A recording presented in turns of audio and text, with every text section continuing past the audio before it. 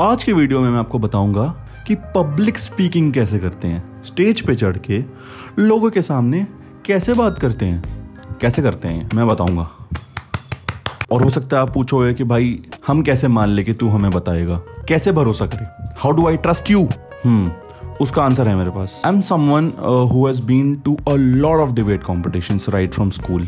अगर मैं स्कूल की बात करूं तो दिल्ली में zonal then state level. State मतलब आप पहले जोनल जाते हो, फिर इंटर जोनल जाते हो, फिर स्टेट जाते हो बोल रहा हूँ। जब आप स्टेट जीतते हो मतलब मैंने दिल्ली में जीता हुआ है। पूरे दिल्ली के स्कूल्स में मैं बेस्ट डिबेटर रह चुका हूँ। कॉलेज में डीयू के बहुत सारे पार्लियामेंट्री डिबेट्स, कन्वेंशनल डिबेट्स, मैं पूरे कंट्री में, ऑलमोस्ट पूरे कंट्री में ऐसा जज जा चुका हूँ, पार्टिसिपेट कर चुका हूँ। I been to Bangladesh, I been to Nepal, I been to Pakistan.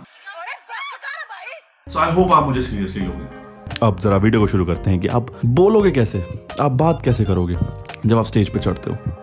First of all मेरा ऐसा मानना है कि हमारा नर्वस होने का कनेक्शन बहुत ज्यादा हमारे पेट से होता है, उसका ताल्लुक पेट से बहुत ज्यादा होता है। तो अगर आप भूखे हो तो it's more likely that you will feel nervous. ऐसा मुझे लगता है, इसका कोई साइंटिफिक एक्सप्लेनेशन नहीं है मेरे पास, बट मुझे ऐसा लगता है। तो मैं क्या करता हूँ, एंड अगेन मैंने बहुत बड़े बड़े एक्टर्स को देखा है, पंकज त्रिपाठी वगैरह को, ये कहते हुए कि हमने इतनी सारी फिल्में कर दी तभी भी हम नर्वस आज भी फील करते हैं जब हम शॉट देने जाते हैं। सिमिलरली मैं 100 से ज्यादा डिबेट कॉम्पिटिशंस में जा चुका हूँ। मैं कम से कम लाइफ में 150 से ज्यादा बार स्टेज पे जा चुका हूँ शायद। पर आज भी अगर मैं स्टेज पे जाऊंगा तो मुझे नर्वसनेस होती है, मैं झूठ नहीं बोलूंगा। उसको काउंटर करने का मेरे हिसाब से एक बहुत अच्छा हैक है, वो ये, आप कुछ खा लो उससे पहले या आप कुछ पी लो। पीने का मतलब not like again I am not endorsing, but अगर रेड बुल उस टाइम पी सकते हो, वैसे पीनी नहीं चाहिए, बहुत अच्छी चीज नहीं होती। थोड़ा सा पेट पूजा कर दो तो वो नर्वसनेस कम हो जाती है, आप बहुत स्टेबल काम फील करने लगते हो। मेरे हिसाब से सबसे इंपॉर्टेंट पॉइंट है जो शायद पता नहीं कोई क्यों नहीं बात करता इस बारे में। ओके, पॉइंट नंबर 2, हमारी आदत है रट्टा मारने की। पता नहीं क्यों बचपन से हमेशा बस रट्टा मारो, एग्जाम में लिख दो, पास हो जाओ। स्पीच भी हम ऐसे ही देते हैं कि हमने कुछ भी प्रिपेयर कर लिया, अपनी भैया दीदी ने पूरा 2 पेज 4 पेज लिख दिया, उसको रट्टा मार मार के, कुछ पता नहीं है क्या है एक्चुअली, बस उसको रट वट के इंडिया इज माई कंट्री, ये वो बोल के अपना निकल गए बोरिंग तरीके से।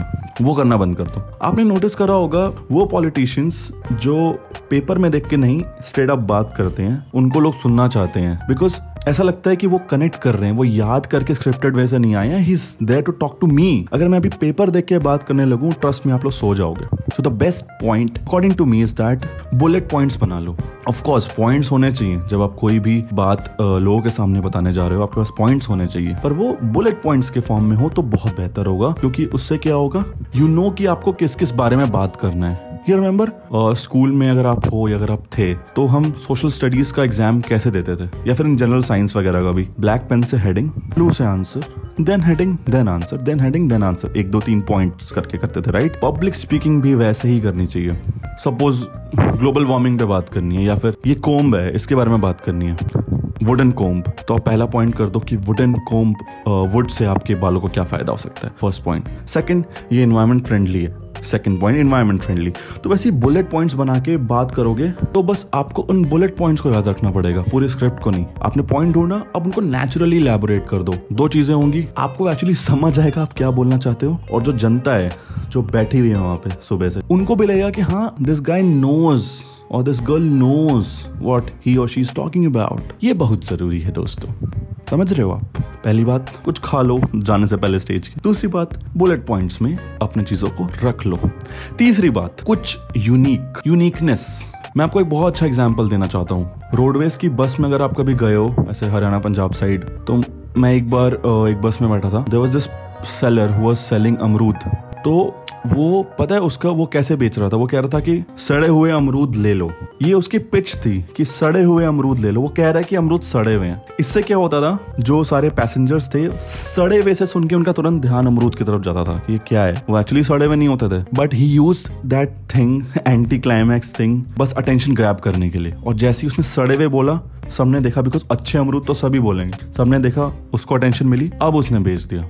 It's a real thing by the way. So आप कुछ ऐसा बोलो जो अटेंशन ग्रैब करे। वही घिसे पिटे good morning teachers and esteemed guest, और स्टॉप इट, मत करो ये। अब ये करोगे आपकी स्पीच बहुत बोरिंग होगी, लोग फक भी नहीं देते भाई। बीट दिस यूट्यूब वीडियो, या फिर जब आप स्टेज पे जाओ, कुछ स्टार्टिंग के चंद सेकंड ये डिसाइड कर देते हैं कि क्या व्यूअर्स या वो ऑडियंस आपको सुनने वाले हैं या फिर बस प्रिटेंड करने वाले हैं। और इस केस में तो प्रिटेंड भी नहीं करेंगे लोग यूट्यूब में, बिकॉज आप क्यों देखोगे मुझे अगर आप मैंने स्टार्टिंग में ही आपका अटेंशन ग्रैब नहीं करा। तो कुछ यूनिक लाओ स्टार्टिंग में। It's also very much like reels. आजकल जो गाने भी बन रहे हैं ना, वो इंस्टाग्राम रील को ध्यान में रख के बन रहे हैं कि उसमें हुक स्टेप क्या है या क्या उसकी स्टार्टिंग कैची है, ताकि लोग जब उसको रैंडमली स्पॉटिफाई में डिस्कवर करें तो स्टार्टिंग में लोगों को लगे कि हाँ यार ये सॉन्ग सुनना चाहिए, बिकॉज वो स्टार्टिंग में अटेंशन ग्रैब करके बैठा है। I hope this make sense. अभी मैं इस पब्लिक स्पीकिंग वाले वीडियो को यहीं पे विराम देना चाहूंगा, यहीं पे रोकना चाहूंगा, क्योंकि बहुत सारी बातें हैं इस टॉपिक में करने वाली।